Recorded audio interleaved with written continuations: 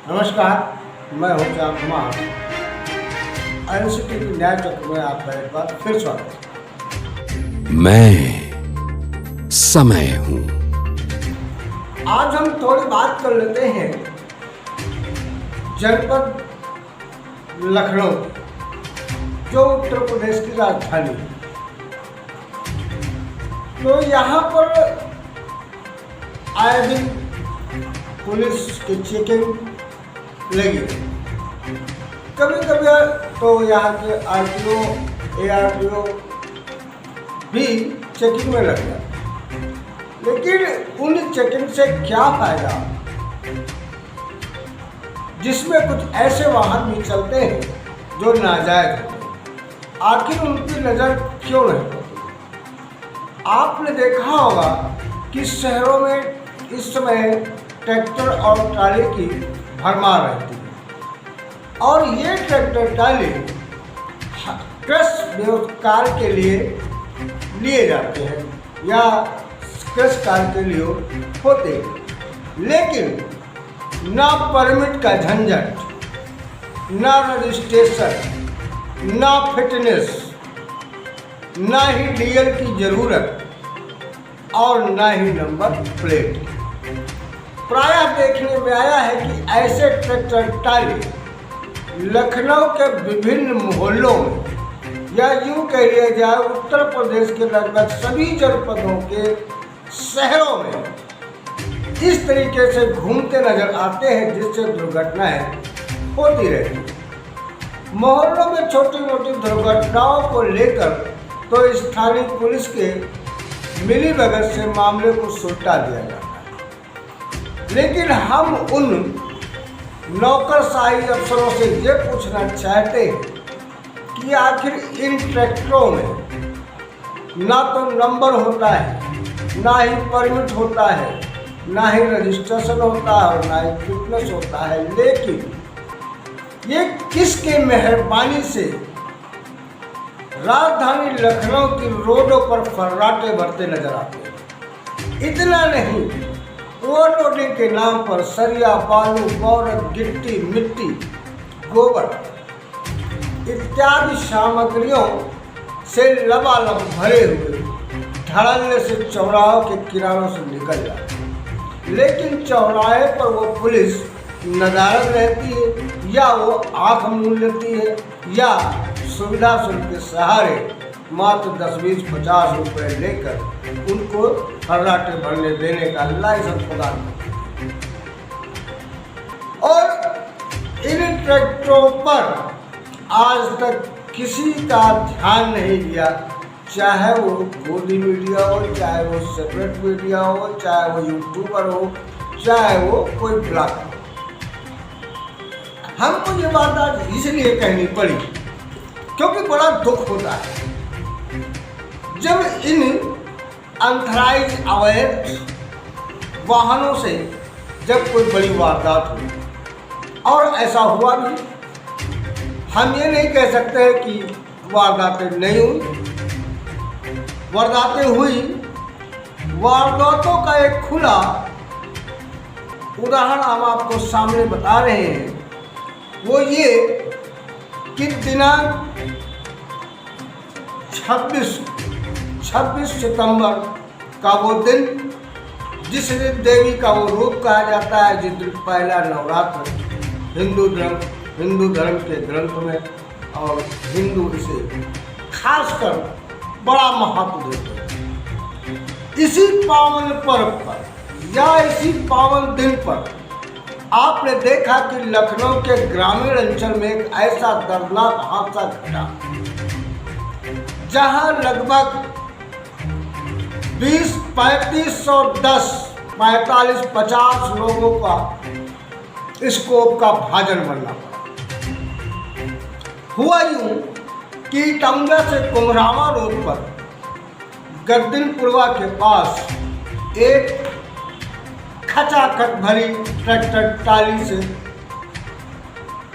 एक ट्रक के झोंके से वो पूरा ट्रैक्टर सहित ट्राली को लेकर नज़दीक एक दलदल भरे तालाब में अनियंत्रित होकर गिर जाता है। और उसमें सभी बैठे हुए वो यात्री उसी तालाब में समा जाते हैं।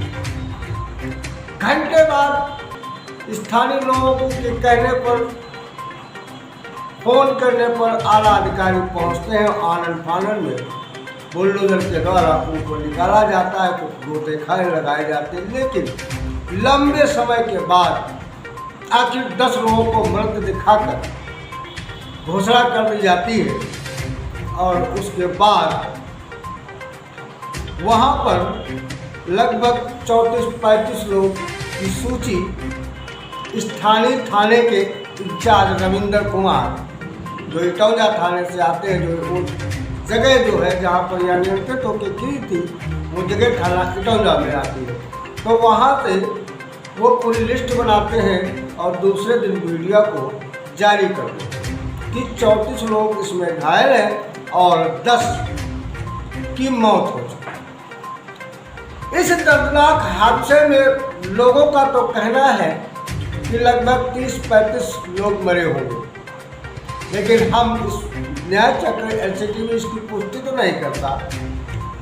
लेकिन जो आधिकारिक पुष्टि है उस पुष्टि को हम बता रहे हैं कि 10 लोग की मृत्यु हो गई और 34 लोगों लगभग घायल है। और हमको लगता है कि जब तक ये वीडियो पब्लिश होगी तब तक मृतकों की संख्या बढ़ भी सकती है, ऐसा आभास होता है। तो आपको बता दें कि ये घटना में सभी मृतक के साथ पंचायतनामा करते हुए पोस्टमार्टम मर्चरी में पोस्टमार्टम हो रहा था और जो घायल थे उनको इलाज के लिए रेफर कर दिया गया था, जहां उनका इलाज चल रहा है। तो ये आखिर हुआ क्यों? हुआ यूँ कहा तो ये जाता है कि जो ट्रैक्टर ट्राली में सवार थे, ये रुचि मौर्य राम रतन का परिवार और ये सुखलाल जी का परिवार, इन्होंने एक मन्नत मानी थी मुंडन संस्कार में कि नवरात्र के पहले दिन जो उनई गांव के पास दुर्गा मंदिर है वहां पर मुंडन संस्कार कराएंगे। बताया जाता है टिकौली ग्राम सभा जो है वो थाना अटैया के अंतर्गत जनपद सीतापुर के विधानसभा सिरौली के अंतर्गत आता है। यहाँ से ट्रैक्टर ट्राली में सवार होकर और जैसे ही कुमरा रोड पर पहुँचे थे और गद्दीपुरवा के पास एक ट्रक को लेकर, ट्रक आने जाने को लेकर ट्रैक्टर अनियंत्रित हुआ, क्योंकि उसमें सवारी इतनी ज़्यादा भरी थी कि अनियंत्रित होकर वो पलट गया। तो आपको बता दें कि इसमें जो घायलों के नाम बताए गए हैं उसमें अभिषेक मौर्य, अंशिका, लक्ष्मी मौर्य, शिवा मौर्य, अश्वनी चौरसिया, मणि चौरसी, सुमन, मीरा चौरसिया, बिमला, राजिया, साजदा, सुषमा, उर्मिला, आरती, चुन्नी, नीतू मौर्य, पुष्पा, कन्या, शिवांश, अचल, कमला, जूही, सलोनी, दिवाकर, आशुतोष, अपितु, अंजलि, प्रिया, रामवती, अनिकेत, अनन्या, अंशिका, किरण, इश्का। इसमें जो सबसे कम उम्र की लड़की है इसका पुत्री राहुल, जिसकी उम्र मात्र 5 साल है। इससे छोटी अंशिका अंशिका पुत्री मनोज, जिसकी उम्र 3 वर्ष है। यानी सबसे छोटी उम्र 3 साल की जो लड़की है वो भी घायल होती है। और इससे एक छोटी 2.5 वर्ष की लड़की है तानिया, जो राकेश कुमार की पुत्री है। और इसके बाद जो सबसे लंबे उम्र के जिसकी दर्दनाक घायल हुए हैं उसमें बिमला पत्नी जगमोहन, जिसकी उम्र 65 वर्ष बताई जाती है। और मृतकों में सबसे अधिक उम्र की सुषमा मौर्य पत्नी रामरतन बताई जाती है। तो ये इतना बड़ा हादसा हुआ इस ट्रैक्टर को लेकर। बताया तो ये भी जाता है कि ट्रक का ड्राइवर और भाग गया है, जिसे पुलिस ने अभी तक गिरफ्तार नहीं कर सकी है। तो हम ये कहते हैं अब उस ट्रैक्टर की जांच क्यों नहीं होती है? क्या उस ट्रैक्टर में फिटनेस नहीं था? ट्रैक्टर में रजिस्ट्रेशन भी नहीं था, ट्रैक्टर में नेम प्लेट भी नहीं थी और ट्रैक्टर को चलाने वाला जो ड्राइवर उसका डीएल। जी इतना बड़ा हादसा हो जाने के बाद हालांकि शासन प्रशासन ने खबर जैसी आ रही है, हम आपको बता रहे हैं कि घायलों औरतों को 4 लाख रुपए का मुआवजा की घोषणा कर दी गई है और अभी इस पर विचार मंथन भी चल रहा है। तो कहने का मतलब ये है जो इस तरीके के अवैध वाहन जो पुलिसिया संरक्षण में चल रहे हैं, इनको कब तक रोका जाएगा, ये पूछता है जायज। धन्यवाद।